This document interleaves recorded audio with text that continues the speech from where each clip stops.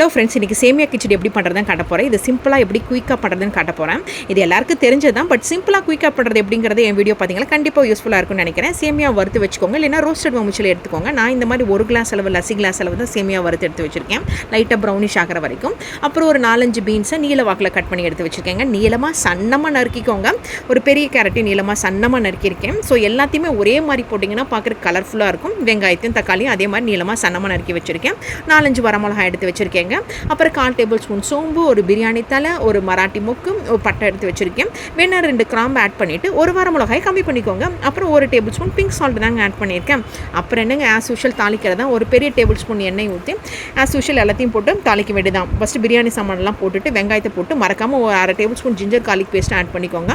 இது நல்லா தண்ணி கொதிக்கும் போது நான் வரமிளகாய் ஆட் பண்ணேங்க. இது தண்ணி கொதிக்கும் போது உப்பு காரமாக டேஸ்ட் பண்ணிக்கோங்க மறக்காமல். தண்ணி எவ்வளோ ஊற்றுனேன்னு சொல்ல மறந்துட்டேன். கிட்டத்தட்ட 1 கிளாஸ் அளவு தண்ணி ஊற்றுனேங்க. தண்ணி ஊற்றி நல்லா கொதிக்கும் போது வெர்மிச்சிலி ஆட் பண்ணுங்க. அதை லைட்டாக அடுப்பை சிம் பண்ணி வச்சுட்டு நீங்கள் போட்டு எடுத்திங்கன்னா சேமியா கிச்சடி சூப்பராக ரெடி ஆகிடும். நான் சொன்ன மாதிரி அடுப்பை சிம் பண்ணிவிட்டு நீங்கள் போட்டு எடுக்கலாம். இல்லைனா தம் பண்ணிவிட்டு அடியில் ஒரு கனமான இதை வச்சுட்டு மேலே ஒரு பாத்திரத்தை வச்சிங்கன்னா சூப்பராக ரெடி ஆகிடும்.